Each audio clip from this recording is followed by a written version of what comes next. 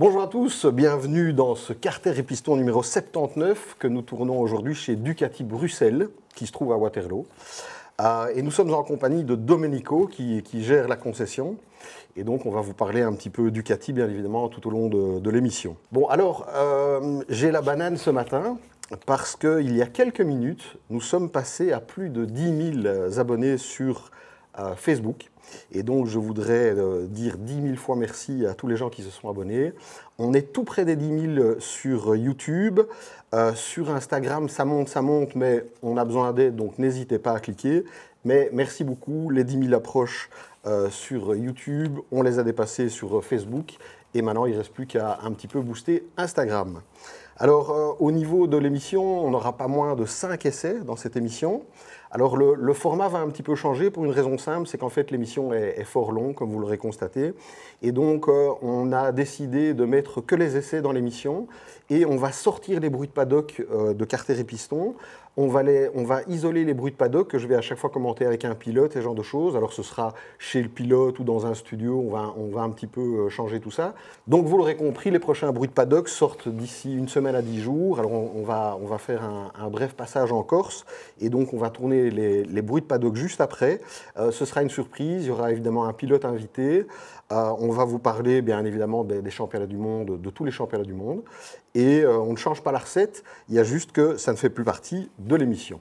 Alors, eh bien, on va commencer par le sommaire que je vous dicte de suite.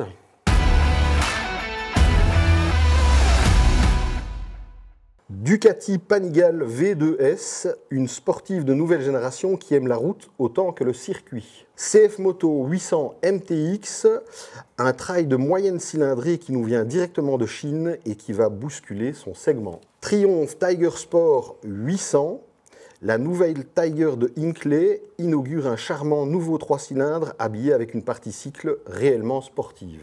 Les actus du mois sont toujours denses, intenses et intéressantes. Yamaha Ténéré 700, la marque au diapason améliore sa vedette off-road et nous emmène au Maroc pour l'essayer. BMW F900 XR, un trail routier sportif bourré de charme avec son nouveau moteur bicylindre qui développe pas moins de 105 chevaux. Bonjour Domenico. Bonjour Arnaud. Comment vas-tu? Très bien. Alors la saison commence, on est quand même au mois d'avril. Le temps, on a quand même eu de la chance avec la météo en mars et en avril. Est-ce que ça t'a fait ressentir un redémarrage comme tu l'aurais voulu? Un peu trop timide à mon goût. Oui. Ouais. Bon, oui, c'est vrai que je pense que on est dans un marché compliqué. Tout le monde est un petit peu sur l'écran parce que c'est vrai qu'il y a le contexte économique général qui fait un peu peur. C'est vrai que rien que le dossier KTM met un petit peu en fébrilité le marché. Ce qui met en fébrilité le marché, c'est aussi l'arrivée des acteurs chinois qui sont quand même un petit peu envahissants, et c'est que le début. Et donc, effectivement, ça démarre doucement, mais enfin, bon, soyons clairs, on est chez Ducati. Ducati domine partout en compétition. On sait l'excellence je vais dire, de fabrication de Ducati qui a fort évolué ces 10 dernières années.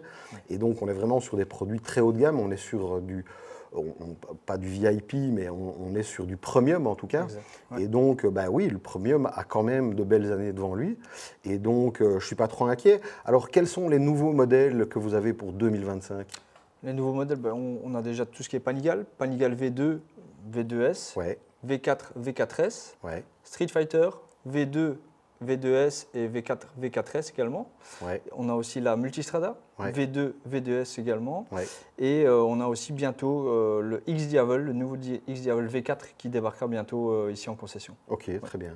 On va parler dans cette émission, il y a l'essai de la Panigale V2S. Ouais. Tu as eu l'occasion de l'essayer, toi? Pas encore, mais ça ne saurait tarder. Oui, j'imagine. Il y en a une qui est juste là derrière oui. nous. Moi, j'ai eu l'occasion de l'essayer, mais on en reparlera au lancement du sujet. Bon, c'est vrai que c'est une moto, ce nouveau V2 est un peu polémique parce qu'en fait, il est moins gros. Il fait 890 au lieu de 955 cm3. Il fait plus que 120 chevaux alors que la précédente faisait 150 chevaux. Bon, moi, je l'ai essayé, c'est bluffant, c'est plus léger. Il y a moins de puissance, mais il y a des avantages, il y a des inconvénients. Et donc, je pense que c'est une moto qui va faire une percée sur le marché, d'autant plus que J'ai fait un test qui est majoritairement fait sur circuit. Je l'ai aussi, au-delà du test, j'ai continué à l'utiliser sur la route et je lui ai trouvé des qualités que je ne lui avais pas trouvées sur la route, sur circuit, pardon, parce que en fait la position n'est pas du tout extrême et bon, ben, sur circuit c'est évidemment gaz à fond tout le temps, donc en fait on n'a pas la possibilité de pouvoir apprécier tout le moteur sur toutes ces plages. Et donc, en fait, c'est quand je me suis trouvé sur route que je me suis rendu compte que en fait, ce moteur est vraiment super agréable. Et en plus, le positionnement de cette V2S est un peu entre deux. Ce n'est pas une vraie pistarde, c'est plus une routière. Et je trouve que ses qualités sur route, moi j'étais vraiment bluffé. J'ai vraiment beaucoup aimé rouler à son guidon sur route et ça c'est plutôt sympa. Je suis très curieux aussi d'essayer, ben forcément il y a le Street Fighter qui arrive avec ce moteur, il y a aussi la Multistrada, enfin comme tu l'as dit, il y a pas mal de nouveautés donc je suis quand même pas trop inquiet. Est-ce que tu peux toi constater sur les 2 ou 3 dernières années un changement de comportement de la clientèle par rapport à des segments qui ont plus de succès ? La tendance reste majoritairement orientée trail, donc on reste toujours sur la Multistrada V4 pour les gros voyageurs, Ouais. La Multistrada V2 pour celui qui veut utiliser un véhicule utilitaire au quotidien et polyvalent, d'accord. Et pour voyager. Exact. Mhm. Ouais. Et puis voilà, le reste c'est assez disparate hein, au niveau de la gamme et Ouais. on a une répartition quasi équivalente en fonction de tout ce qui est roadster, sportif ou tout ce qui est un peu Diavel, X-Diavel. Ouais. Ouais, et au niveau de ce que je vais appeler la reine de la gamme, à savoir la V4, Panigale V4, bon, c'est une moto qui a été énormément vendue. Ça a été à un moment la superbike la plus vendue du marché. Ça, c'était quand même une première pour Ducati. Et ce nouveau modèle, il a autant de succès. Tu as déjà beaucoup de précommandes. C'est quelque chose qui... En fait, c'est le début, donc je pense que c'est un peu encore timide et la clientèle, comme la moto a changé, que 98% des pièces sont nouvelles sur cette nouvelle V4,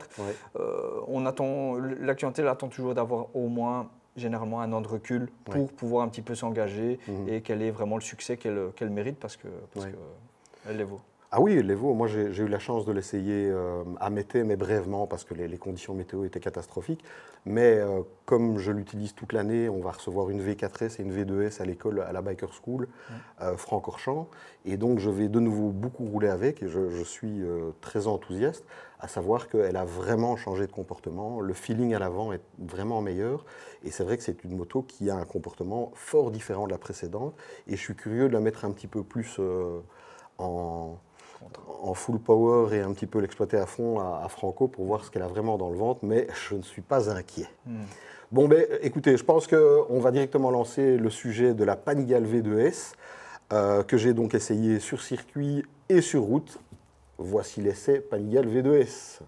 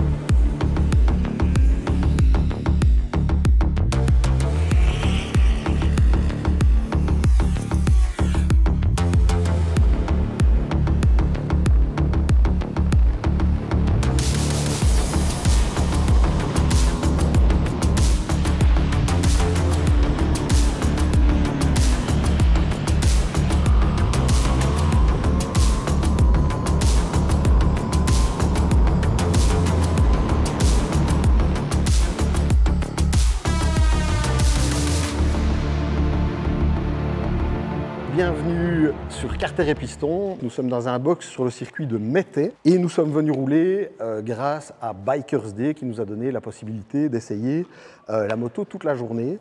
Et on a passé une excellente journée même si la météo a été un peu mitigée. Néanmoins, cette fameuse cette Ducati V2S, c'est une moto entièrement neuve de A à Z. Alors le look, moi personnellement, j'aime beaucoup.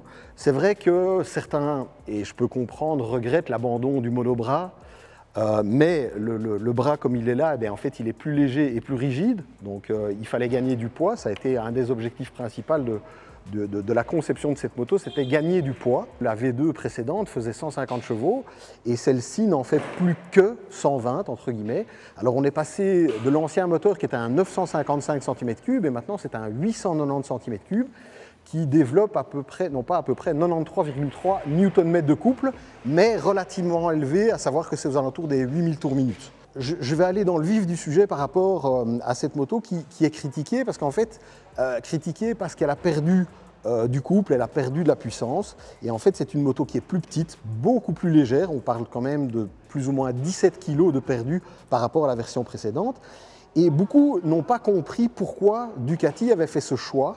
On sait bien sûr que Ducati communique principalement grâce à ses résultats en course, et un championnat comme le championnat du monde Supersport est un championnat qui est en pleine renaissance grâce à toute une gamme de nouvelles Supersports, New Generation on les appelle. Je pense que Ducati a donc créé ce moteur pour en faire un 890 cm3 pour pouvoir s'aligner en championnat du monde Supersport, en fait s'aligner sur le nombre de centimètres cubes de la concurrence et les puissances de la concurrence pour pouvoir supprimer les bridages et pouvoir utiliser la moto en full puissance. Bon, ça c'est mon point de vue. Bon, maintenant, pour le moteur, il fait 120 chevaux, c'est vrai que ce n'est pas énorme.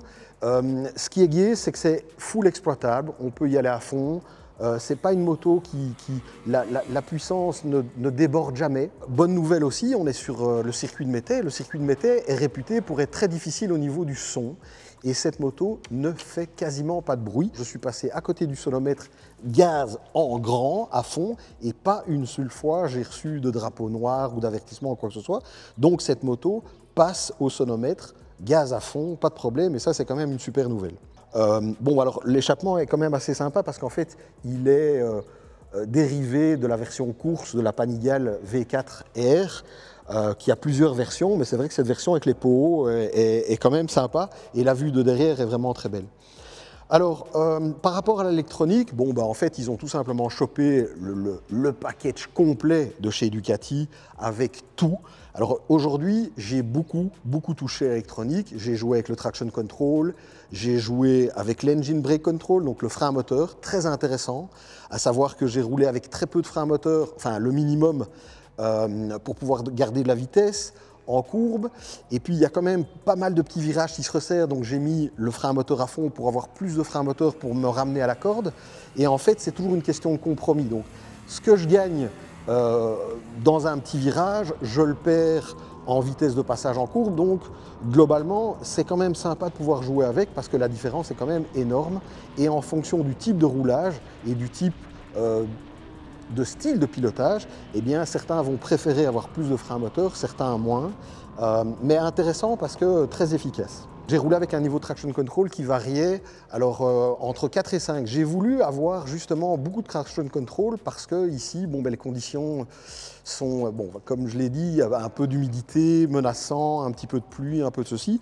Eh bien, en fait, je suis resté avec le niveau de traction control sur 5, alors que normalement, c'est trop élevé. Et avec beaucoup de motos, avec un niveau de traction control de ce niveau, eh bien, quand je remets gaz, en fait, j'ai des problèmes parce que la puissance ne vient pas. Eh bien, bizarrement, ici, avec un traction control sur 5, j'ai trouvé la moto très convaincante. Et je l'ai baissé aussi à 2, je suis remonté, donc j'ai pas mal joué. Et c'était intéressant. Bon, alors vous avez aussi du wheelie control. Alors, pour être sincère, oui, la moto sait faire des wheelings si vous mettez un petit coup de rein et un coup de gaz en première ou en deuxième. Allez, hop.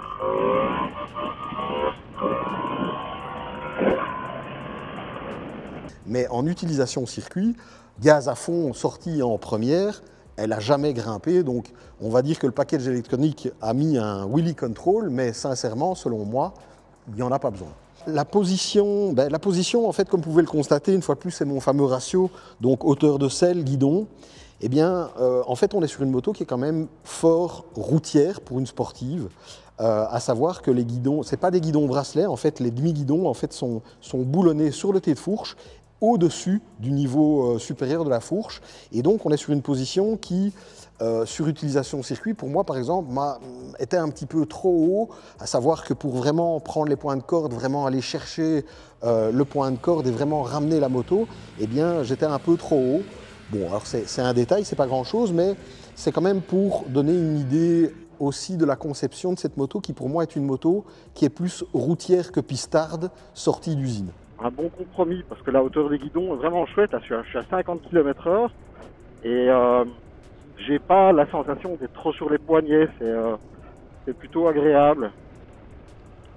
Donc au niveau ergonomie, je veux dire, pour la route, ça c'est quand même un bon point.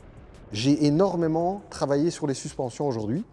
J'ai à toucher à tout sauf aux précontraintes. Une fois qu'on a trouvé les bonnes courses mortes sur une moto, on est censé ne plus toucher à la précontrainte et donc on doit jouer avec l'hydraulique. C'est assez étonnant parce que, par exemple, eh bien, l'amortisseur en compression, je l'ai mis vis à fond -0. Ça veut dire que j'ai tout simplement pris la molette de compression et je l'ai fermée à fond. Et j'arrive avec une moto qui est encore, pour moi,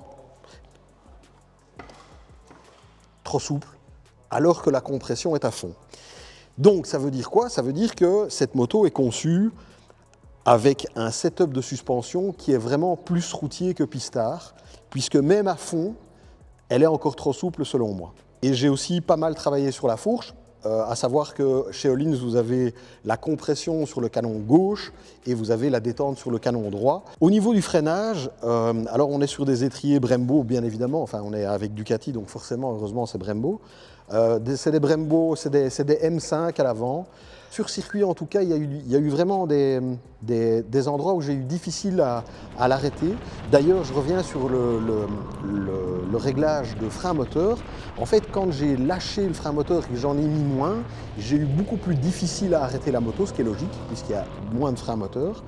Et donc, finalement, j'ai préféré beaucoup de frein moteur parce que le frein moteur m'aidait aussi à arrêter la moto. Et bizarrement, j'ai trouvé que ça manquait un peu de mordant. Bon, alors, en utilisation intensive, bon, j'ai trouvé ça manquait de mordant. Voilà, écoutez, j'ai fait quand même plusieurs sessions au guidon de cette moto. Alors, qu'est-ce que je peux dire? En fait, je me suis pas mal amusé. C'est vrai que j'ai un petit peu regretté. J'ai trouvé la position un peu trop droite, mais je vous en ai déjà parlé. Le moteur, clairement, moi je suis habitué à rouler tout le temps avec des motos de 200 chevaux, voilà. Donc forcément, quand il en manque 80, ça fait un peu bizarre. Alors c'est pas une moto qui manque de puissance, mais c'est vraiment, alors, je vais le faire au bruitage, mais c'est vraiment bop, bop, bop. C'est tout le temps. Donc en fait, il ne faut pas s'attendre à un moment le moteur qui reprend. C'est vraiment extrêmement linéaire. Donc en fait, je me répète, mais c'est peu sensationnel, mais extrêmement efficace. Le quick shifter est génial, il passe impeccablement. J'ai fait des changements de vitesse parfois sur l'angle, c'est passé nickel. Donc la moto est très saine, elle est très bien équilibrée. C'est un châssis Ducati, déjà sur la V2, la précédente V2, je l'avais essayé, on l'avait présenté à Jerez, et j'avais mis le coude pour la première fois avec la première V2. Alors aujourd'hui, j'ai pas mis le coude parce que c'était pas les mêmes pneus, on avait du Super Corsa, ici c'est du Diablo Rosso 4. Donc, et puis les conditions de piste n'étaient pas géniales, mais en fait j'étais tout proche. Donc le châssis est vraiment génial, c'est un châssis qui prend l'angle. Là où je suis étonné, c'est que le grip par rapport à ces pneus qui ne sont pas des vrais pneus piste, franchement aujourd'hui par rapport au rythme, alors ou bien c'est l'électronique qui est juste magnifique et que j'ai même pas senti et qui a fait le travail. C'est vrai que cette fois-ci j'ai pas coupé toute l'électronique, c'était pas une bonne idée. Bon, en guise de conclusion, je pense que c'est une moto qui est vraiment faite pour, qui a été pensée pour la route et pour pouvoir forcément faire un peu de circuit. La bonne nouvelle, c'est que les demi-guidons sont démontables et il y a moyen de mettre des guidons bracelets en dessous du T de fourche d'origine, pour ceux qui voudraient faire vraiment de la piste et avoir une position plus pista. Elle est confortable pour une super sport, elle est confortable, elle est équilibrée, elle est belle. Bon, alors maintenant, évidemment, on est toujours chez Ducati, c'est une V2S, donc on parle quand même d'un tarif de 18 990 €. C'est un peu cher le bout, mais c'est une Ducati, donc c'est toujours la même chose. Maintenant, c'est vrai que ça reste des motos fantastiques avec un niveau de technologie assez incroyable, avec des capacités, un châssis, il n'y a rien à faire chez Ducati, ils savent faire des motos, on le sait, et c'est une vraie Ducati, ça je peux vous l'assurer. Donc voilà, beaucoup de plaisir au guidon de cette moto aujourd'hui. Je suis vraiment content d'avoir pu l'essayer dans des conditions correctes, entre guillemets. Et vous verrez les images et vous comprendrez que j'ai quand même pris pas mal de plaisir.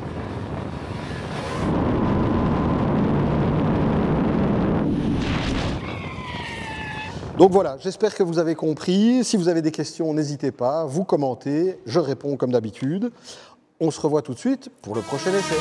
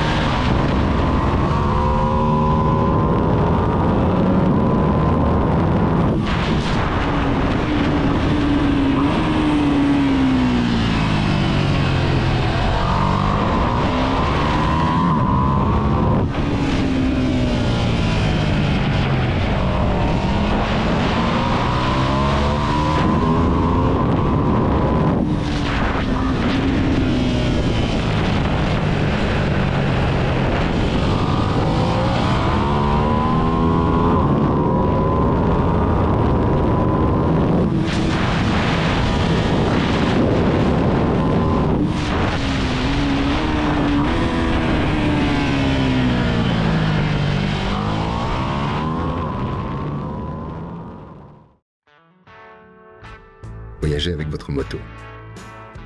Voyagez avec Bike to Beach. Bon, et bien voilà pour cette fameuse Panigale V2S avec laquelle vous aurez compris que je me suis bien amusé. Et on va changer complètement d'univers. On va parler trail. On va parler d'un trail qui est un trail avec, je vais dire, une orientation plus trail adventure, on va dire. Alors, ça nous vient tout droit de Chine. On parle de CF Moto. CF Moto, ça c'est un acteur qui monte et qui fait peur à tout le monde. Et donc, je vous propose l'essai de cette CF Moto 800 MTX que notre ami Alexandre a essayé. C'est parti pour la 800 MTX.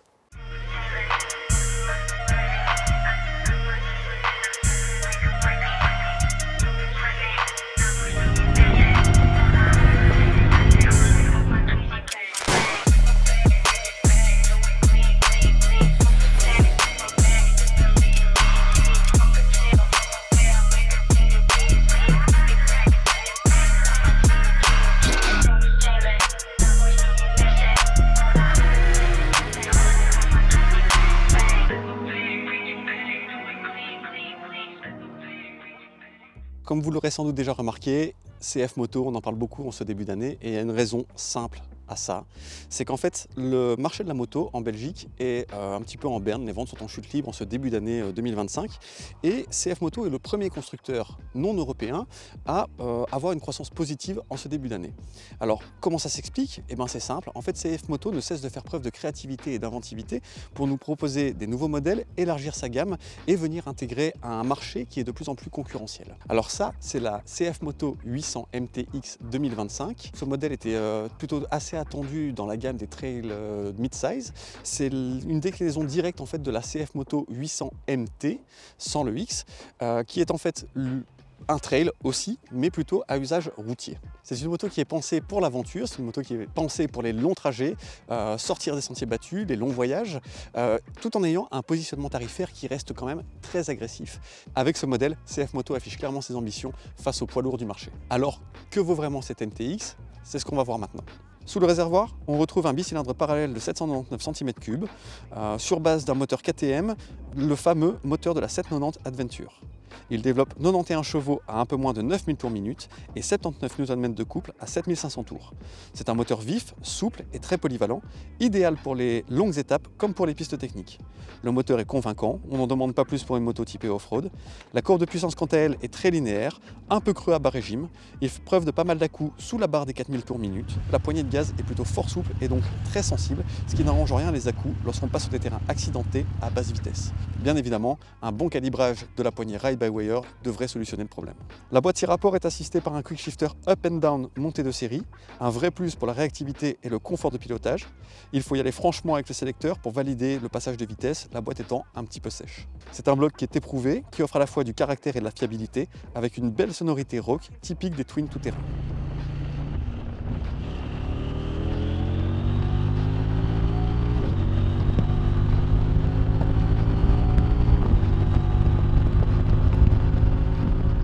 Passons maintenant à la partie cycle.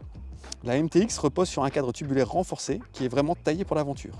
Elle est équipée de suspension Yuan haut de gamme, une fourche inversée de 48 mm et un amortisseur arrière, tous deux de 230 mm de débattement et entièrement réglables. La selle culmine à 870 mm. Alors, il est possible d'avoir en option une selle basse de 20 mm pour 249 €. C'est un supplément. Personnellement, je mesure 1,75 m, mais j'ai de grandes jambes. Je suis juste sur la pointe des pieds. Très honnêtement, dès qu'on a fait les premiers tours de roue, on oublie tout de suite ce détail. Au niveau des roues, c'est un vrai trail. À l'avant, on a une roue de 21 pouces avec une roue de 18 pouces à l'arrière. Les jantes sont des jantes à rayons tubeless. La monte de pneus d'origine de cette moto, ce sont des CST Amro A4. Alors ce sont des pneus que je qualifierais de mixtes, puisque ce sont des pneus qui sont à la fois à usage routier mais aussi à usage tout-terrain. Ce sont les mêmes qui équipaient la 450 MT que nous avons essayé un tout petit peu plus tôt cette année. Personnellement, j'ai pas grand chose à dire sur ces pneus. Ils ne m'ont jamais mis en défaut, que ce soit sur la route ou sur les chemins qu'on a parcourus aujourd'hui lors de cet essai. Le freinage, quant à lui, est signé Rear One. C'est une filiale de Brembo avec double disque à l'avant de 320 mm et étrier radio 4 pistons. C'est un disque de 260 mm à l'arrière, pincé par un étrier 2 pistons. L'ABS Bosch est désactivable sur la roue arrière et c'est un vrai plus pour le tout-terrain. Avec ses 198 kg à sec et un réservoir de 19 litres, elle garde un bon équilibre entre autonomie, agilité et robustesse. Inspiré des 790 Adventure de chez KTM avec son réservoir placé dans les appendices latéraux de chaque côté du moteur, le poids est descendu, le centre de gravité aussi, et par conséquent la moto est encore plus agile et maniable. Côté électronique, cette MTX 2025 en fait ne fait pas les choses à moitié. On y retrouve ici au niveau du poste de contrôle un écran TFT de 8 pouces vertical avec navigation, GPS, Bluetooth, connectivité, possibilité de personnaliser l'affichage. Il y a vraiment pas mal d'options. Aucun problème de lisibilité sur l'écran, la luminosité est vraiment très bonne. On retrouve sur le côté de la console 2 prises USB, ce qui permet en fait de pouvoir connecter des outils de navigation ou tout autre outil nécessaire à l'utilisation de votre moto lorsque vous partez en balade. Et tous ces outils pourront être accrochés sur la barre qu'on trouve juste ici, derrière la bulle de protection. Alors cette bulle de protection, elle se règle manuellement sur 70 mm. Très honnêtement, je dois avouer que la protection était quasiment inexistante. À vrai dire, j'ai cherché plusieurs fois la position, j'ai monté la bulle, j'ai descendu. En fait, quand elle était haute, j'avais énormément de turbulence au niveau du casque, ce qui était vraiment très dérangeant. Et étonnamment, c'est une fois qu'elle était dans sa position la plus basse qu'en fait, je n'avais plus aucune turbulence et donc là c'était vraiment agréable de pouvoir rouler avec cette moto. Au niveau de l'électronique toujours, cette moto dispose de 3 modes de conduite. Il y a le mode Rain, le mode standard et le mode off-road. Les deux premiers modes, donc le mode Rain et le mode standard, sont deux modes qui sont prédéfinis et non paramétrables, tandis que le mode off-road, c'est un mode qui est entièrement paramétrable. On peut déconnecter l'ABS sur la roue arrière, on peut gérer le traction control. Il y a d'ailleurs un cornering ABS. Tous ces réglages sont affinés grâce à un boîtier inertiel à 6 axes. Et donc sur ce genre de moto, c'est vraiment quelque chose qui est vraiment le bienvenu. Alors, seul point négatif concernant les modes, c'est qu'on ne peut pas les changer lorsqu'on roule. Même si effectivement la commande est très accessible, eh bien, on doit s'arrêter pour pouvoir changer de mode. Il en est de même pour le mode off-road. À partir du moment où vous êtes dans le mode off-road, vous coupez le contact, vous rallumez la moto, vous allez revenir dans un mode standard ou alors toutes les assistances de conduite seront de nouveau activées. Parmi les équipements de série, on trouve aussi un régulateur de vitesse, un éclairage full LED, des protège-mains, un pare-moteur, un amortissement de direction et même un porte-bagages. Autant dire qu'elle arrive prête à partir pour l'aventure sans ajout nécessaire. Alors, à qui s'adresse cette MTX 2025 ? Eh bien, cette moto s'adresse à toute personne qui souhaiterait acquérir un trail robuste, bien équipé, mais qui est avant tout abordable. Dans le même segment, face à ses concurrentes qu'on peut citer, on peut parler de la Yamaha Ténéré 700, il y a également la Honda Transalp ou encore la 890 Adventure de chez KTM. En fait, cette moto affiche clairement un rapport qualité-prix qui est absolument imbattable et surtout très agressif. Le moteur a déjà su faire ses preuves et le châssis est abouti. Cette moto est accessible à partir de 10 999 €. Elle séduira tout autant les amateurs de grands voyages, mais aussi les pilotes du quotidien qui veulent avoir une moto à tout faire. Une moto qui a aussi du style, mais également beaucoup de caractère. C'est pas vraiment une machine à sensation, mais par contre, dès qu'on l'amène sur son terrain de jeu favori, de prédilection, et ben en fait, cette moto sait exprimer et montrer son vrai visage. Alors en conclusion, la CF Moto 800 MTX 2025, c'est bien plus qu'un trail chinois. Comme toujours, il y a du bon, il y a du moins bon. Moins bon ne veut pas spécialement dire mauvais. Cette CF Moto est bien née, elle est bien équipée, elle est bien conçue et elle démontre une fois de plus le sérieux de CF Moto lorsqu'il s'agit de venir se placer dans le monde de la moto d'aventure. Ça reste avant tout une moto qui est prête à vous accompagner hors des sentiers battus et qui, vu son niveau de finition et de prestation, n'a rien à envier à la concurrence européenne ou japonaise. Voilà, je pense que je vous ai tout dit sur cette moto. J'espère que cet essai vous a plu. On se retrouve très bientôt pour un nouvel essai et d'ici là, gaffe sur la route.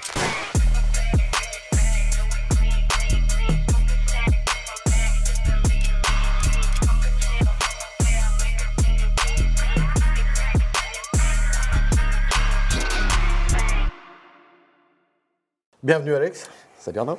Pour une fois, tu n'es pas derrière la caméra, mais tu es devant. Effectivement, Voilà. c'est rare. Alors, cette fameuse 800 MTX de chez CF Moto, Ouais. avec un peu de recul, parce que maintenant, ça fait 2-3 semaines que tu l'as essayé, est-ce que tu as quelque chose à rajouter par rapport à ce qu'il y a dit dans l'essai? Non, pas spécialement. Ça reste une moto qui est très convaincante. Je trouve qu'elle arrive avec un positionnement qui reste très agressif. Oui. Comme tu le dis, ben, effectivement, ça fait peur à la concurrence. Et elle arrive dans un segment qui effectivement est assez concurrentiel déjà. Oui, à fond. Mais cette déclinaison en fait de la 800 MT en version, j'allais dire 800 MTX, j'allais dire un peu rallye, quoi, tu vois, est vraiment destinée à l'off-road et un usage quotidien aussi, hein, pas de problème. Mais non, franchement, très très convaincant et surprenant, quoi. Enfin, je veux dire, voilà. Moi, j'ai fait un bref essai en même temps que toi, et c'est vrai qu'on était dans les chemins et tout ça, et c'est vrai que elle affirme vraiment son côté off-road. Ouais. Elle est pensée pour ça, et elle est vraiment top. Ouais, tout à fait. Ok, ben en fait, c'est vrai que le monde des trails est en train d'exploser, hein. C'est ça que les gens veulent le plus. D'ailleurs, cette émission est composée de 4 essais de trail, tous très différents. Et le prochain, on va parler de chez Triumph, en fait, la Tiger 800 Sport. Alors, c'est une Tiger, alors pour petit rappel historique, la première Tiger de chez Triumph est sortie en 1951. Et c'était un bicylindre face-route déjà, de 650 cm3. Donc presque 70 ans après, eh bien, on a une nouvelle Tiger, donc c'est cette fameuse 800 Sport. Et ce mot n'est pas là pour rien, c'est parce qu'elle a effectivement dévoilé un aspect vraiment sportif, même si elle est tout à fait agréable à rouler au jour le jour en utilisant le moteur calmement. Je l'ai aussi essayé sur circuit, ce qui est assez rare. Et donc, je vous propose de découvrir cet essai de la Tiger Sport 800 de suite.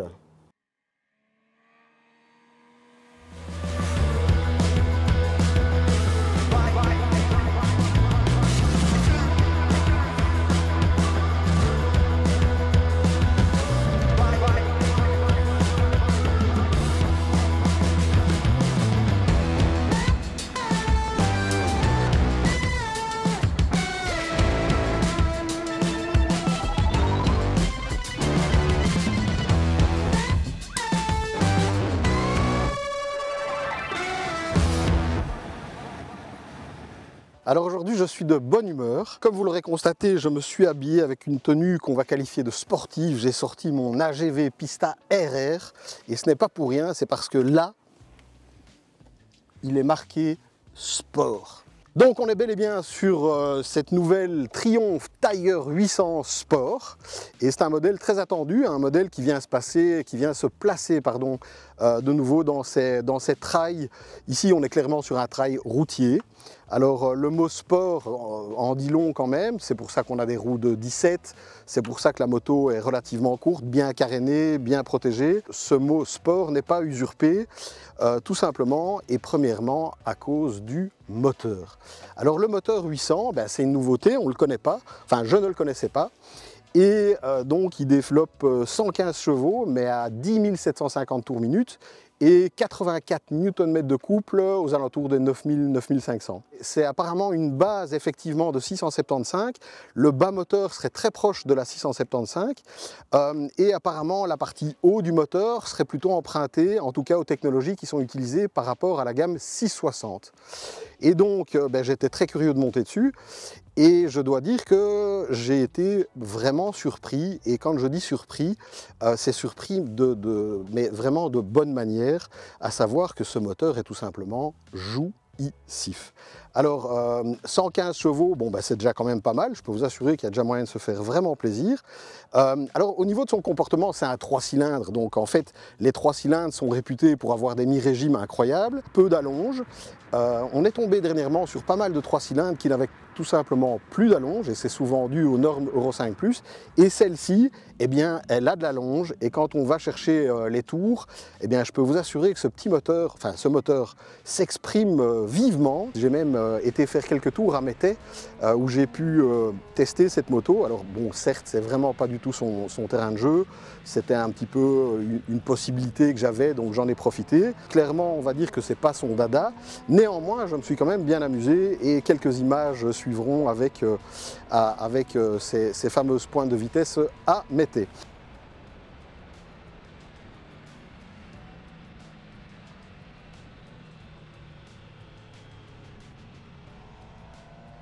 Au-delà de ce moteur avec lequel je me suis fait vraiment plaisir, bon, on doit évidemment parler de la partie cycle, et je vais en profiter pour directement plonger, c'est le mot, sur les suspensions. Alors, eh bien, ce sont des suspensions Showa, c'est une fourche de 41 mm, fourche inversée bien évidemment. Alors la bonne nouvelle, c'est qu'elle est full réglable. C'est la même chose pour la moto, qui est du même constructeur, on est toujours chez Showa, avec un amortisseur complètement réglable. Et alors, il y a quand même quelque chose qui est quand même vachement sympa, c'est que vous avez une grosse molette de réglage de la précharge du ressort. Si vous êtes chargé, si vous voulez avoir un peu plus dur, un peu plus de support à l'arrière, eh bien cette molette est super bien placée et très pratique. Si vous la regardez bien, en fait, tout le poids est concentré vraiment. Alors vous avez le moteur qui est ici, vous avez le réservoir qui est là, donc vraiment tout est bien centré. C'est une moto qui est vachement équilibrée, et elle l'a prouvé parce que j'ai pris quand même des grosses prises d'angle à Métais. Et cette moto, en fait, elle a un train avant génial qui donne un feeling de fou. J'ai rarement eu un aussi bon feeling de l'avant avec une moto, à savoir qu'on peut rentrer dans les virages avec beaucoup de vitesse, avec des freins, avec tout ça. Et cette moto, j'avais l'impression d'avoir le doigt au sol tellement cette suspension m'a communiqué des infos et m'a rassuré, parce que dans les petites épingles, il faut vraiment aller croquer la moto, aller vraiment chercher le point de corde. Et dans ces moments-là, quand on a une moto qui s'est désunie, qui n'est pas très équilibrée ou quoi que ce soit, on a forcément des mouvements de châssis, et là, rien du tout. J'ai pu piquer à la corde, remettre gaz très tôt, et une fois de plus, elle s'est comportée de manière absolument impeccable.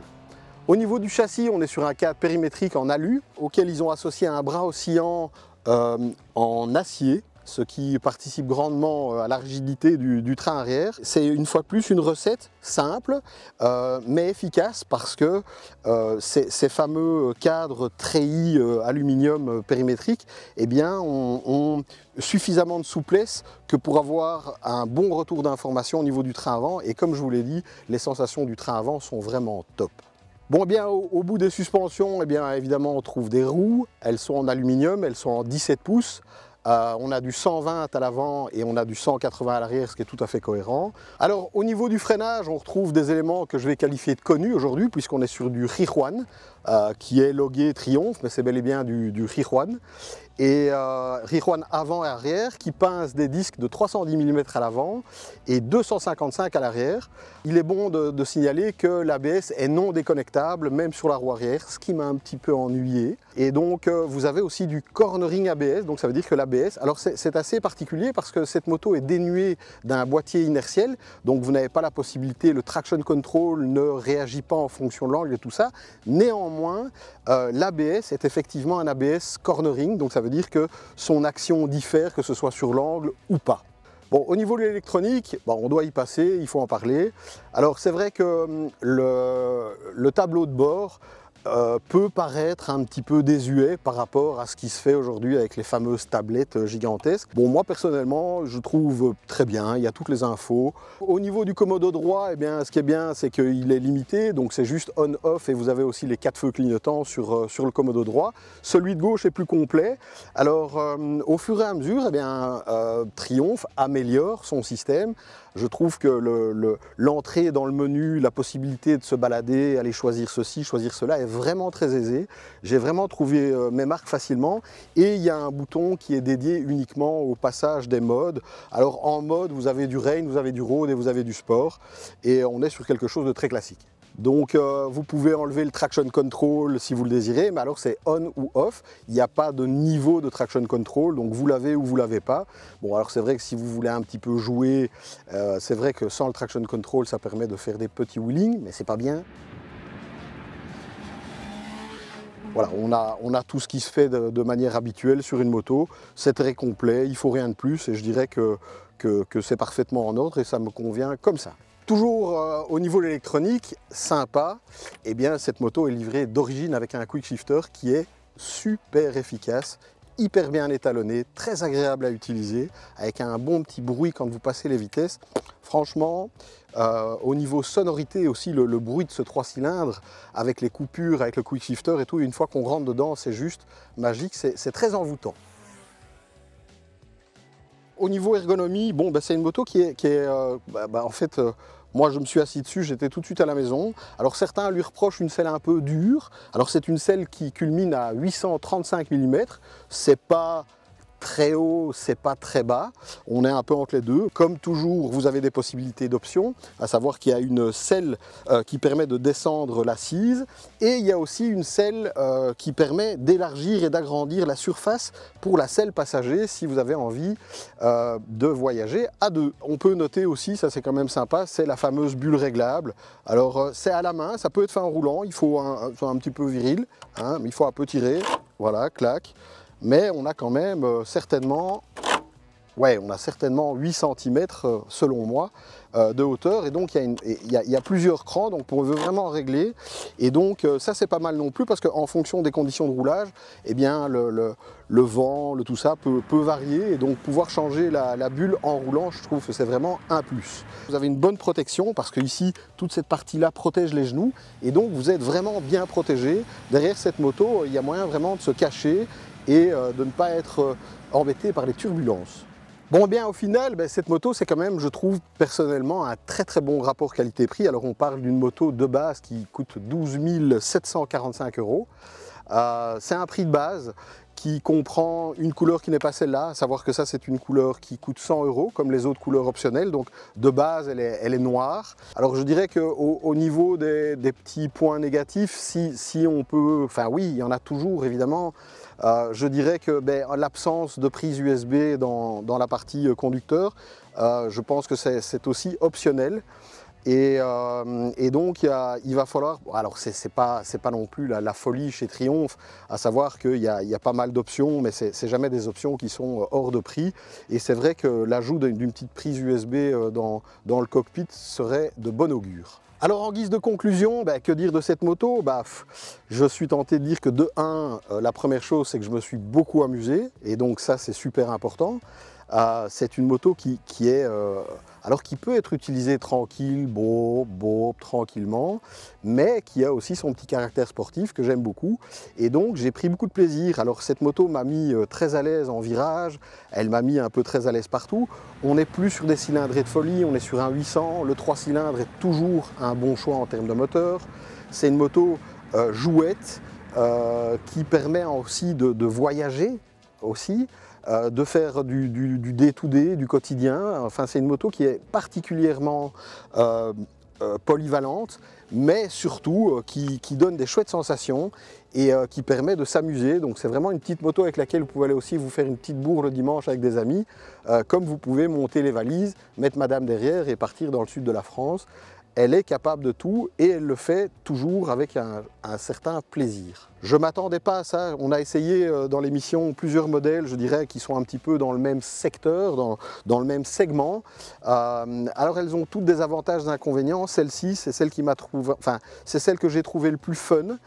Son tarif est vraiment attractif.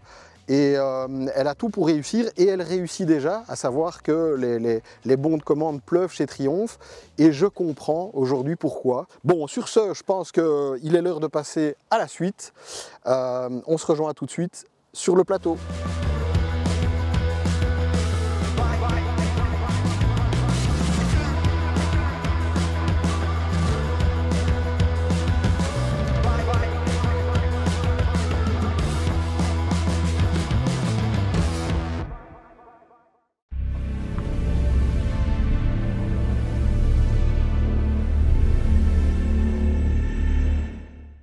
C'était donc l'essai de cette Tiger 800 Sport de chez Triumph, avec laquelle je me suis beaucoup amusé.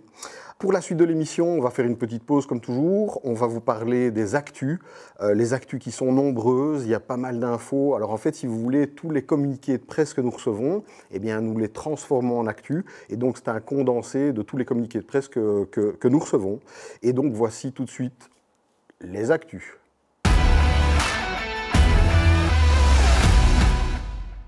La saison moto ayant bien démarré, l'actu de ce mois d'avril est vraiment bien chargée. On commence tout de suite avec Bimota.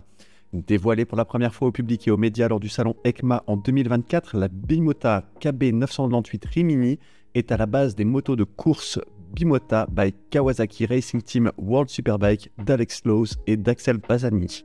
Le constructeur emblématique de Rimini a annoncé que les ventes de cette moto d'exception débuteront le 9 avril chez les concessionnaires Bimota européens. Développée autour du puissant moteur Ninja ZX-10R, cette machine dispose d'un châssis conçu et fabriqué par Bimota qui utilise des composants de suspension et de freinage de haute qualité. Le premier lot de motos KB 998 Rimini pour l'Europe est actuellement expédié vers un entrepôt central en Europe. De là, elles seront acheminées vers le réseau de concessionnaires Bimota, qui est actuellement en pleine expansion et qui présentera bientôt la KB 998 Rimini dans ses salles d'exposition. La KB 998 Rimini est disponible à partir de 44 730 € TVA comprise. Chaque KB 998 est fabriquée à la main au centre technique Bimota à Rimini et est construite de A à Z par un seul et même technicien.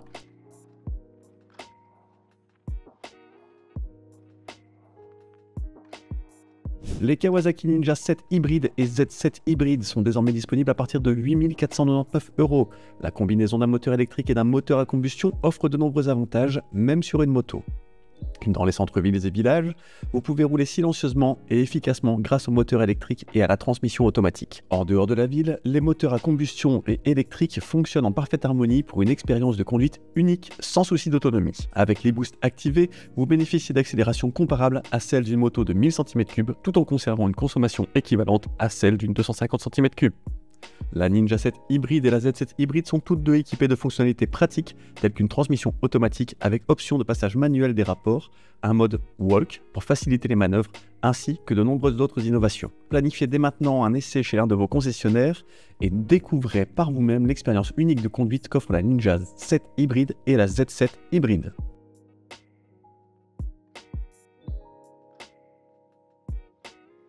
Zero Motorcycle, pionnier et leader mondial du 2 roues électrique, vient de prolonger sa promotion Go électrique jusqu'au 30 juin 2025. Mais plus important encore, les remises sans précédent seront étendues à l'année modèle 2024. Avec des remises pouvant aller jusqu'à 6 000 € selon le modèle, c'est l'occasion d'embrasser la révolution électrique et de passer à la vitesse supérieure. Pour en savoir plus, rendez-vous chez votre concessionnaire Zero Motorcycle le plus proche. Voici la nouvelle BMW R1300R, un roadster plus affûté, plus compact, au style musclé, sans jamais être excessif. Elle impose sa présence sans en faire trop, avec ce moteur boxer au souffle nouveau, prêt à répondre à la moindre sollicitation. Tout a été repensé pour retrouver l'essentiel, le plaisir brut de piloter. Un châssis plus agile, une position naturelle, une technologie bien dosée qui accompagne sans jamais distraire.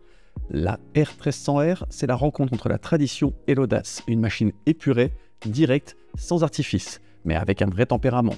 BMW ne s'est pas contentée de faire évoluer un modèle, elle a redéfini ce que doit être un roadster en 2025. Une moto qui ne parle pas qu'à la raison, mais aussi au cœur et à l'instinct. Disponible dès avril 2025, la BMW R1300R s'annonce comme une référence incontournable pour les amateurs de roadster dynamiques et technologiques. La nouvelle Moto Morini X-Cape 700 Euro 5+ est prête à jouer un rôle sérieux dans le segment des motos d'aventure de milieu de gamme. La moto sera disponible chez les concessionnaires Moto Morini à partir de juin et est destinée aux motards aventureux qui souhaitent repousser leurs limites. Les innovations les plus importantes de la X-Cape 700 résident tant dans le design que dans le cadre, ainsi que dans un équipement standard attrayant, clairement stylisé et conçu pour offrir une expérience de conduite unique sur route et hors route. La X-Cape 700 sera disponible chez les concessionnaires à partir de juin dans les couleurs Red Passion, Carrara White et Black Ebony. Le prix en Belgique est de 8 199 €. Les accessoires seront disponibles à partir de l'été 2025 via le réseau officiel Moto Morini. Née pour la compétition et développée pour la piste, la Desmo 450 MX est la première motocross Ducati avec un système de distribution desmodromique conçu pour porter l'ADN de course de Borgo Panigale en off-road. Le savoir-faire acquis en MotoGP et en World Superbike, combiné à un travail de recherche complet et au soutien des professionnels du secteur, a abouti au développement d'une moto de cross qui incarne l'ADN de course Ducati. Cette 450 de série, prête pour la course, est conçue pour offrir aux amateurs et aux pilotes les plus exigeants un maximum de performance et de fiabilité. Légère, puissante, essentielle, elle combine une technologie de pointe et des performances maximales pour garantir la vitesse, le contrôle et l'adrénaline à l'état pur. Après la Diavel 1260 Lamborghini et la Ducati Street Fighter V4 Lamborghini, la Panigale V4 Lamborghini est une autre moto qui capturera l'imagination des fans au premier coup d'œil, mélangeant technologie, performance et beauté comme par magie. Le troisième chapitre d'une collaboration entre deux marques qui partagent les valeurs de style, de performance et d'excellence technique. Ce dernier épisode met en scène les modèles les plus sophistiqués et les plus performants de leur gamme. La Panigale V4S, la Superbike Ducati de dernière génération et la Lamborghini Revuelto, la nouvelle référence dans le monde des supersportives. Les deux véhicules haut de gamme sont équipés des moteurs les plus raffinés et les plus performants, incarnation même des philosophies techniques et de l'approche du design. Le moteur Ducati Desmo Sedici Stradale et le V12 Lamborghini. La Panigale V4 est disponible à partir de 74 490 € et est limitée à 630 exemplaires. La livraison est prévue pour septembre prochain. Il faudra débourser 25 000 € de plus pour la version Speciale Clienti. Elle est aussi en édition limitée, mais elle a seulement 63 exemplaires. Dans moins de 10 jours, l'Eurofestival Harley-Davidson sera de retour sur la magnifique Côte d'Azur du 8 au 11 mai 2025. Cet événement emblématique réunira des motards et des passionnés venus de toute l'Europe pour vivre un week-end exceptionnel d'animation, de moto et de musique et goûter à une expérience Harley-Davidson incomparable. Plus de 70 exposants seront présents sur place, proposant un large choix d'articles moto et d'accessoires Harley-Davidson. L'un des points forts de l'événement sera l'expo Harley-Davidson, où les visiteurs pourront découvrir en exclusivité la gamme 2025, notamment la nouvelle gamme Cruiser, le Street Glide Ultra, le modèle de tourisme longue distance entièrement équipé et la Panamerica 1250 ST, la moto de sport et d'aventure par excellence. Les festivaliers auront également l'occasion de vivre des sensations fortes en effectuant des essais sur les routes pittoresques de la Côte d'Azur au guidon des derniers modèles Harley-Davidson. Alors que la saison moto débute en Europe, l'Eurofestival vous promet une expérience Harley-Davidson inoubliable. Avec le magnifique littoral de Saint-Tropez en toile de fond, l'événement offrira un mélange parfait de liberté, d'aventure et de convivialité. Dickies et Harley-Davidson unissent leurs forces pour créer Born to be Alive, une collection capsule en édition limitée qui fusionne la robustesse du workwear avec l'héritage de la moto. Ancrée dans l'ADN de deux marques américaines emblématiques, la collection réinvente les silhouettes classiques du workwear avec une touche audacieuse inspirée de l'ultimaire moto. Pour des pièces polyvalentes qui passent sans effort de l'atelier à la route ouverte. Chaque pièce incarne le savoir-faire inimitable de Dickies tout en exprimant l'esprit rebelle de Harley-Davidson. Zelos est fier d'annoncer son partenariat stratégique avec Fantic Motor, emblématique constructeur italien fondé en 1968 dont elle sera l'agente commerciale. Fantic Motor propose une large gamme de motos, de e-bike et de véhicules e-mobility. La structure belge s'occupera de la distribution des 50cc motos et scooters électriques de la célèbre marque sur les secteurs de Bruxelles, de la Wallonie et du Grand-Duché du Luxembourg. Ce nouvel accord marque une étape importante dans la croissance de Zelos, qui renforce ainsi sa place sur le marché du deux roues. Elle fera profiter la marque Fantic Motor, connue pour ses capacités d'innovation, ses designs populaires et son ADN racing, de ses compétences et son réseau de distribution structuré. Pilote Zelos et membre de l'équipe Fantic Racing, Barry Baltus sera le premier ambassadeur du constructeur italien sur les territoires mentionnés. Le début de leur aventure commune s'est avéré très fructueux puisque Fantic Racing mène le championnat du monde Moto 2 des teams après 4 Grands Prix. Enfin, Ultraviolette a le plaisir d'annoncer un partenariat stratégique avec Motomundo, qui a été nommé importateur et distributeur officiel pour les Pays-Bas, la Belgique et le Luxembourg. Ce partenariat marque une étape majeure dans l'expansion mondiale d'Ultraviolette en apportant ses motos électriques haute performance, à commencer par la F77 Mach 2 Recon sur les marchés européens. Motomundo, avec sa vaste expérience dans la représentation des marques de motos haut de gamme et sa connaissance approfondie du marché, est idéalement placé pour diriger l'introduction et la croissance d'Ultraviolette dans ces régions. Ultraviolette est un innovateur dans le domaine des plateformes de véhicules électriques et de la technologie des batteries d'avenir. Imprégnée de l'ADN de l'aviation, la société a été fondée en 2016 par Narayan Subramaniam et Niraj Rajmohan. Ultraviolette est soutenue par un large éventail d'investisseurs mondiaux, dont Ligoto, filiale d'Exor, connue pour Ferrari, Stellantis, CNH Industrial, Iveco, Juventus, entre autres. Voilà, c'est tout pour l'actu de ce mois d'avril 2025. On se retrouve dès le mois prochain pour toujours plus d'actu. Alors pour la suite de l'émission, on va continuer avec un trail très connu, un trail de chez Yamaha, la marque au diapason qui nous sort une évolution de sa Ténéré 700 puisque le moteur a dû être vu en Euro 5+ pour 2025, donc ils en ont profité pour rectifier 2-3 petites choses qui étaient des petits points négatifs de l'ancien modèle que j'avais aussi essayé. Donc j'ai envoyé mon ami Arnaud Jaspers, qui est donc journaliste professionnel aussi, un ami de longue date. Alors au-delà d'être un ami, c'est aussi mon collègue à la Biker School, donc on donne cours, lui est néerlandophone, donc bon, vous remarquerez qu'il parle quand même relativement bien français dans l'essai, ça c'est quand même pas mal. Merci Arnaud. Alors en plus, gros avantage de pouvoir utiliser Arnaud, c'est que il s'appelle Arnaud, ça c'est une chose. Il n'est pas très grand. C'est une autre chose. Il est bien en chair, comme moi, et donc au final, c'est un petit peu mon clone néerlandophone qu'on a engagé pour ce test, que je vous invite à regarder tout de suite.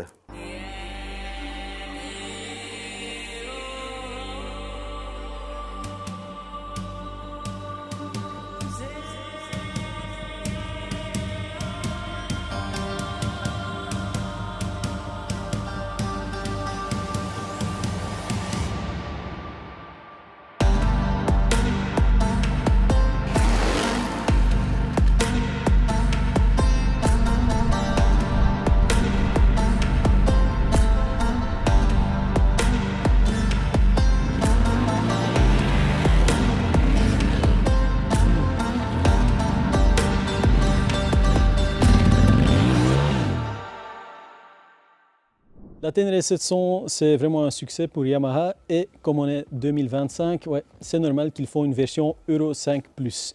Mais Yamaha a utilisé cette occasion pour changer pas mal de détails sur ces motos et en fait, ils montrent très bien qu'ils ont bien écouté leur clientèle, ils ont changé les détails, mais des détails qui font vraiment une différence, pas seulement dans l'off-road, mais aussi sur la route. Les choses qui ont changé sur cette moto, c'est surtout l'électronique, c'est normal.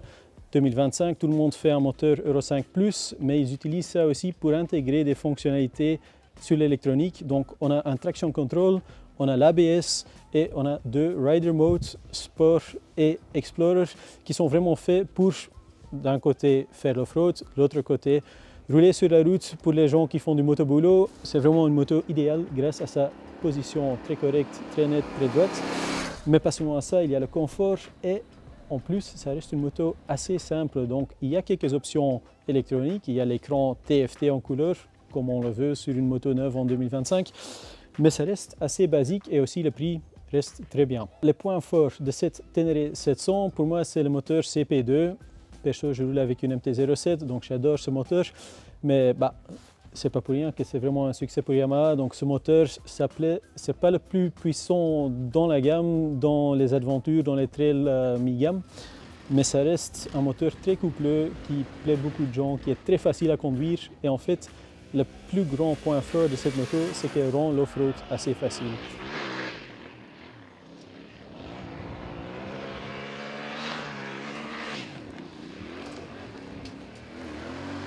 Donc Yamaha a changé l'électronique, mais comme je disais, ils ont très bien écouté les points un peu moins forts de l'ancien modèle et tout le monde disait que les suspensions avant étaient quand même un peu trop doux pour aller en off-road, mais aussi sur la route, quand on freinait fort, les suspensions avant, c'était vraiment un des points faibles. Ils ont complètement changé ça, ils ont changé les géométries. Donc la suspension avant est plus solide, aussi à l'arrière, est plus progressif. Et ça, c'est quelque chose que tu sens vraiment, surtout quand tu vas en off-road, mais aussi sur la route.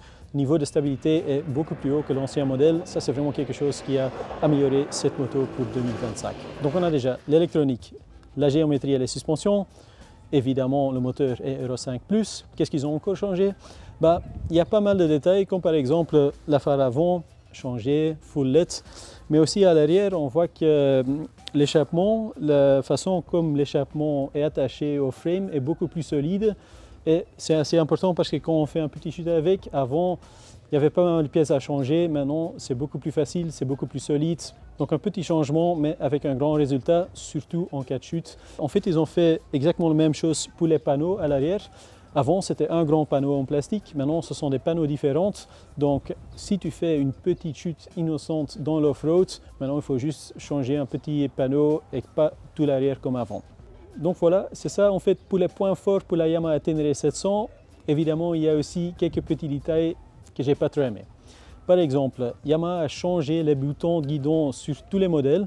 Et là, pour les clignots, ils ont construit quelque chose que j'aime pas trop. Là, je préfère le bouton universel qu'on voit sur toutes les autres motos. Donc ça, c'est peut-être quelque chose. Je sais que c'est vraiment un tout petit détail, mais tu l'utilises souvent quand tu roules, donc évidemment, on voit ça. Et il y a encore deux autres. Les protège-mains, aujourd'hui, il y avait pas mal de journalistes qui ont fait des petites chutes et à chaque fois, les protège-mains ont cassé.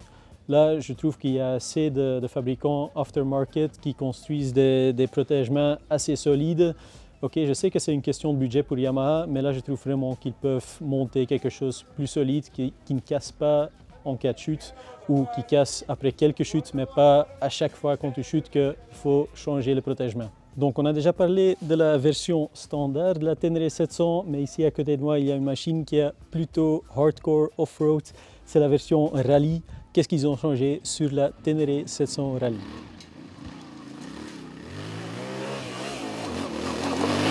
Ici à l'avant, on voit une roue 21 pouces, beaucoup plus stable. Attaché à ça, il y a les suspensions, donc les suspensions plus longues, plus solides, encore plus stables pour faire vraiment de l'off-road. Il y a le garde-boue, il y a la selle rallye, pas mal de petits détails et en fait le prix n'est pas beaucoup plus élevé que le modèle standard, mais cette moto elle est vraiment faite pour faire du off-road comme on a fait aujourd'hui au Maroc.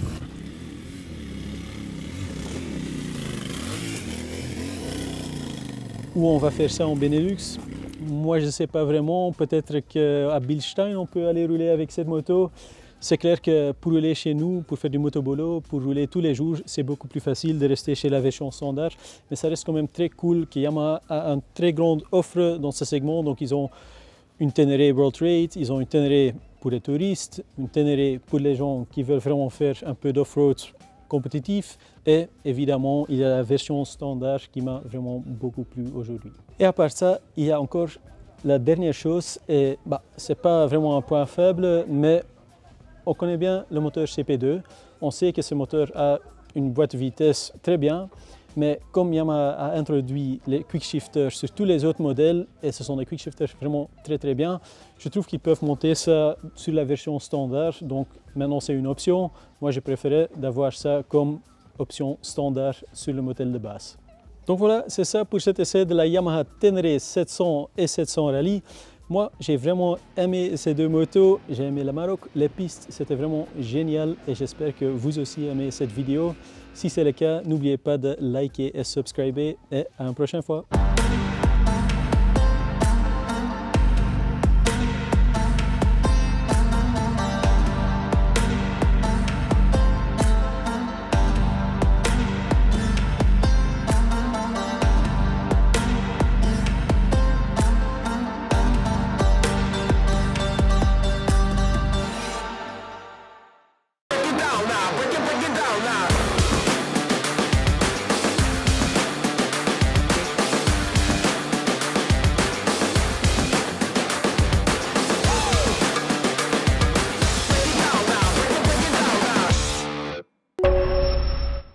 Bon, voici pour ce fameux essai de la Ténéré 700, un essai un petit peu particulier, un peu inhabituel, mais pas désagréable. Merci Arnaud de nous avoir amené ces images et on va pouvoir directement passer à la suite, à savoir qu'on continue sur un trail de nouveau sportif.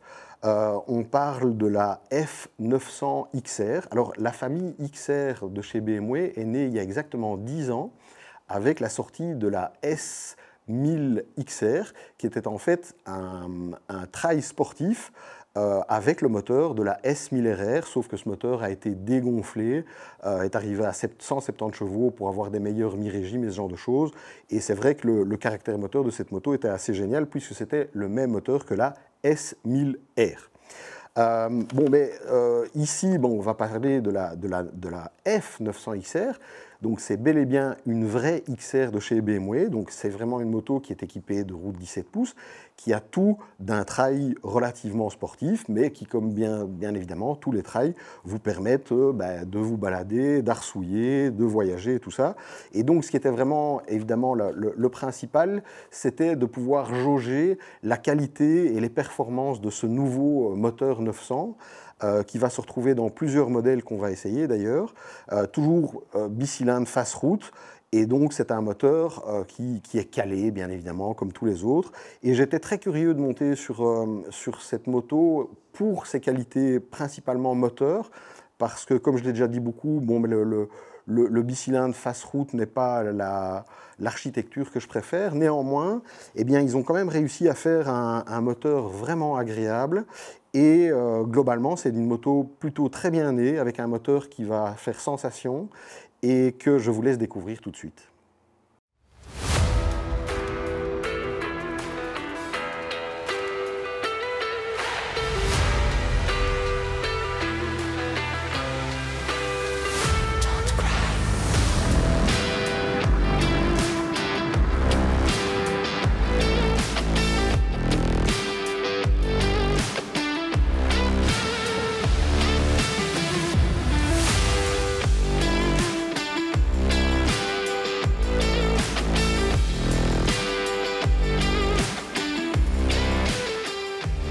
Bienvenue dans cet écrin de verdure. Nous sommes ici en plein milieu du Brabant wallon, précisément à Château-Ferme de Maury-en-Sarre. Et l'essai du jour, comme vous le voyez, c'est une BMW. On parle de la F900 XR. Donc qu'est-ce qu'on peut dire à propos de ce moteur? C'est un bicylindre face route.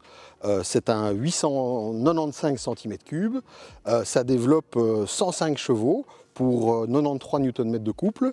Ce sont des valeurs qui sont franchement déjà fort raisonnables. Alors ce moteur m'a séduit, je dois le dire. C'est une bonne surprise, une très très bonne surprise même, parce que ce moteur est vraiment super. Et c'est un moteur qui prend des tours très vite, il a peu d'inertie, donc à mon avis le vilebrequin doit être relativement léger, de même que le reste des pièces en mouvement. Et donc c'est un moteur qui prend vraiment vite ses tours et qui est très vif, et je vous le fais direct.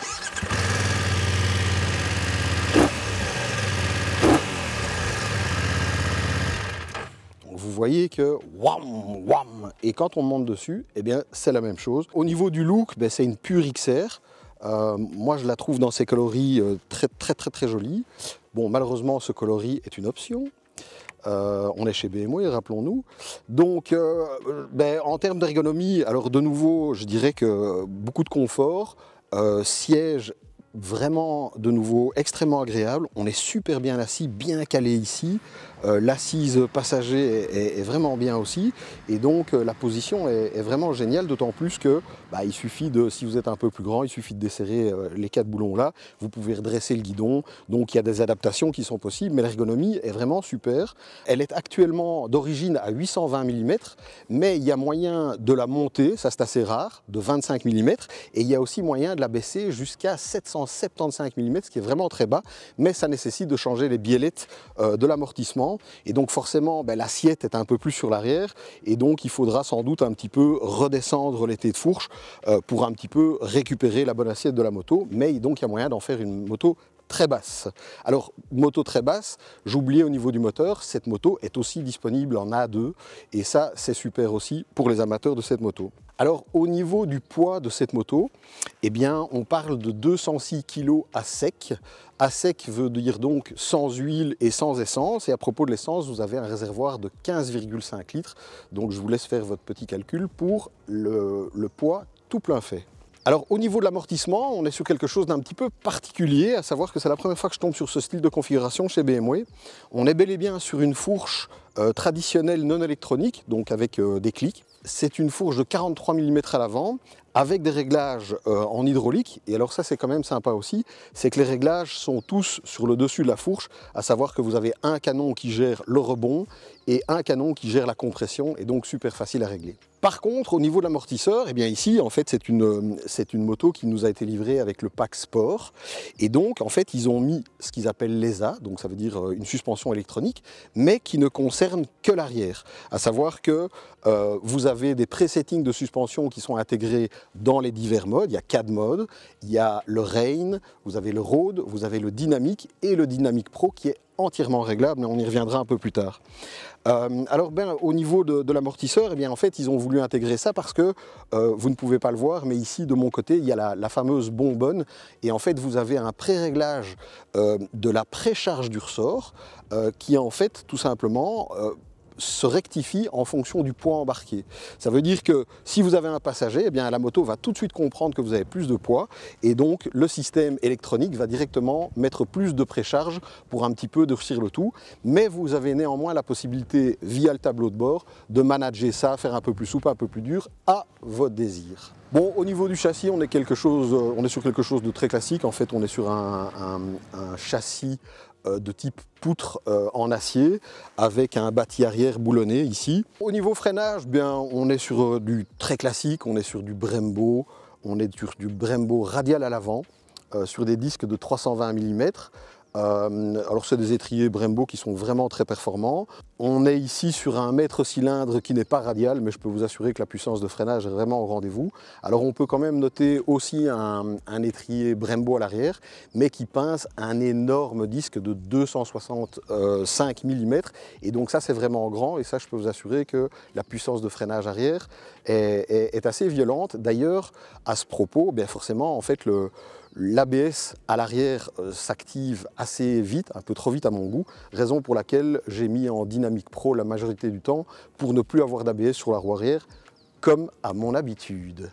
Et moi je veux des sensations. Allez.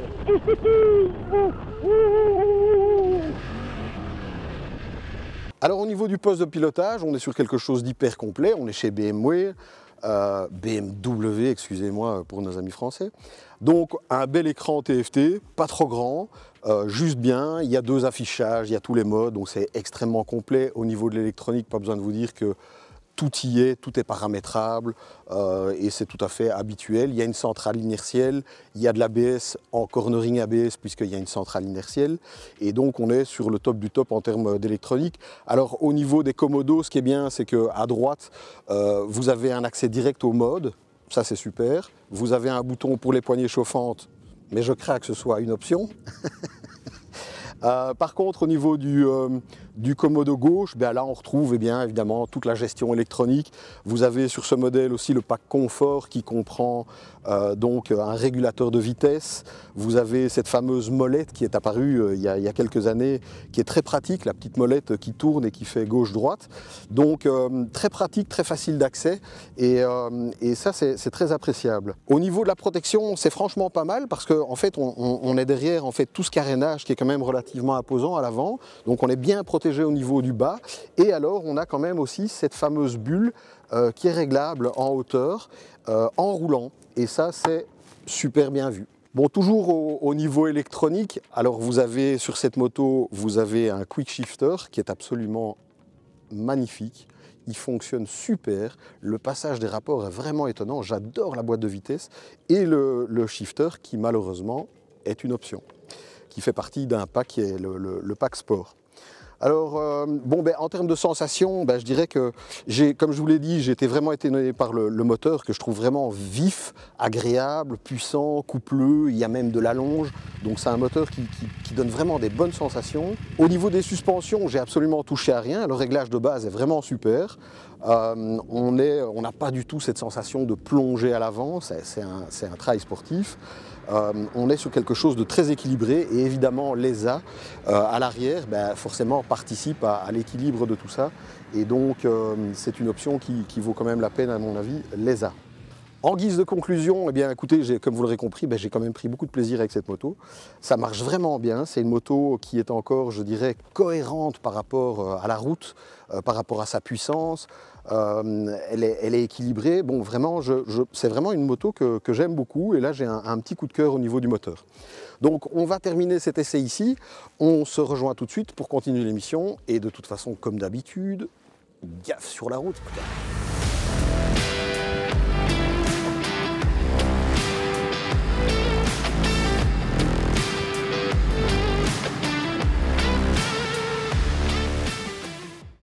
Voici pour cet essai de cette BMW F900 XR. On arrive à la fin de cette émission. Alors bien évidemment, je voudrais vous remercier. J'espère que vous avez apprécié, ça c'est une première chose. Alors comme je l'ai dit en début d'émission, en fait on a dépassé les 10 000 sur Facebook. On approche des 10 000 sur YouTube et bien sûr on a aussi une page Instagram qu'on essaye de booster. Ça veut dire qu'on y met du contenu exclusif. D'ailleurs on part d'ici quelques jours en Corse, on va faire des essais, on va aussi parler d'une organisation de voyage et donc il y a du contenu exclusif qui est posté juste sur Instagram. Instagram, vous savez peut-être qu'aujourd'hui c'est sans doute le réseau social qui est le plus vu et qui est considéré comme le plus important au niveau des constructeurs et nous avons besoin de support sur Instagram, donc faites-nous plaisir, cliquez, abonnez-vous sur Instagram et ça nous permettra de vous proposer du contenu exclusif sur ce réseau. Il est l'heure pour moi de vous laisser, on se retrouve dans moins d'un mois pour les bruits de paddock et dans un mois pour la nouvelle émission où il y aura pas mal de surprises, donc restez connectés et gaffe sur la route.